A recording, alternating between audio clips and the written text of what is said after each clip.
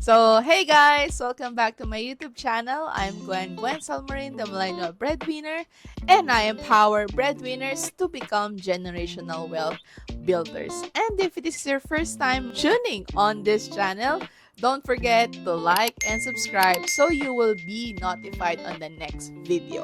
So, welcome to my mutual fund series where I share to you guys, on the first video is before investing, ano-ano yung mga dapat mong malaman and gawin mo na.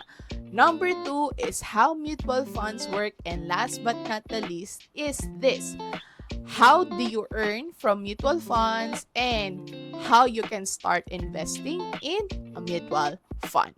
So, let's get into it. Last video, I shared to you guys, ano-ano yung mga advantages and disadvantages of investing in mutual funds.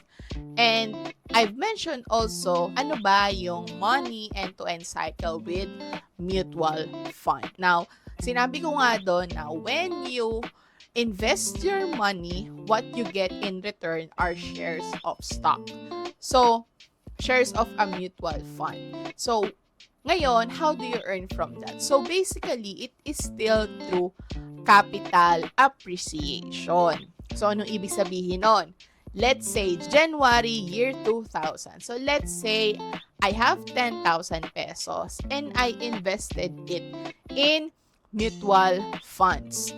So, yung mutual funds na yon is, ang price niya is 1 peso per share. So, ngayon, yung 10,000 pesos ko divided by 1 peso. So, ibig sabihin, I will have, 10,000 shares then. And that number of shares stay the same all throughout except when you withdraw. Now, let's say fast forward 5 years, January 2005. The value now of the share of the mutual fund is at 2 pesos. So, magkano na ngayon yung value ng mutual fund ko?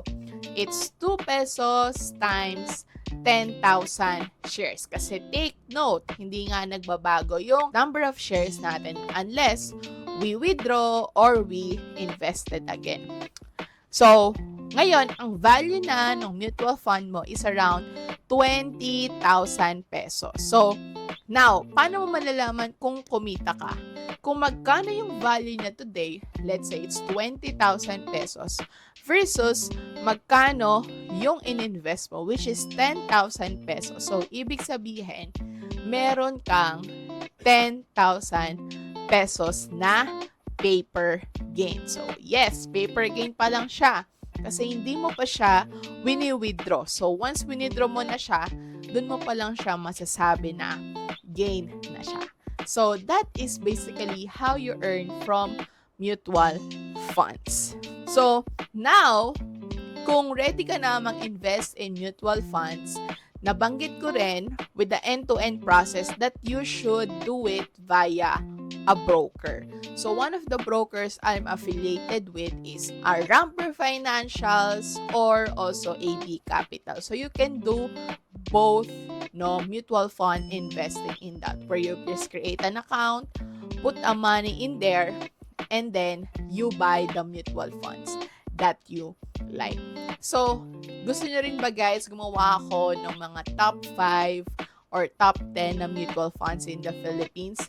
If you want to know more about that, so comment nyo lang below para I know na gusto nyo rin gawin or gusto nyo rin malaman yung video na yon. So again, thank you so much for watching guys, and I hope you learn a lot throughout this mutual fund series natin, and see you on the next one. Bye!